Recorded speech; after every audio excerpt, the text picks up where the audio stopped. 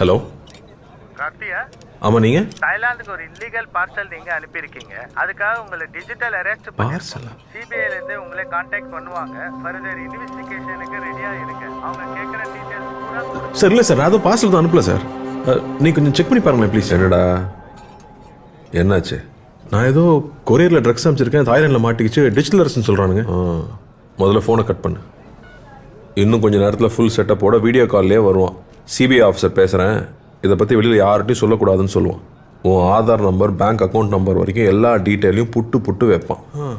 Scam கால்டா அது. Schema? இந்த மாதிரி சிபிஐலேருந்து பேசுகிறோம், அமலாக்கத்துறையிலேருந்து பேசுகிறோன்னு சொல்லுவாங்க. உங்களுக்கு பரிசு விழுந்திருக்குன்னு சொல்லுவாங்க. பேங்க்லேருந்து பேசுகிறோம், உங்கள் ஓடிபி நம்பர் கொடுங்கன்னு சொல்லுவாங்க. இப்படி பல வித்த வச்சிருக்கானுங்க, ஏமாந்துடாதீங்க. நம்மளுடைய பேராசையும் அறியாமையும் தான் இந்த மாதிரி சைபர் ஃப்ராட்ஸ்க்கான மூலதனமே. டிஜிட்டல் அரெஸ்ட்டுங்கிற ஒரு சட்டமே நம்ம சட்டத்துறையில் இல்லை, நம்ப வேண்டாம். இதில் மக்கள் பல கோடி ரூபாய் ஏமாந்துருக்காங்க. இதில் ஏமாந்தவங்க சின்னவங்க பெரியவங்க, படித்தவங்க படிக்காதவங்கன்ற பேதமே இல்லை. வீட்டில் இருக்கிற எல்லாரையும் எஜுகேட் பண்ணுங்க, முக்கியமாக பெரியவங்க. Let's build a safer digital world.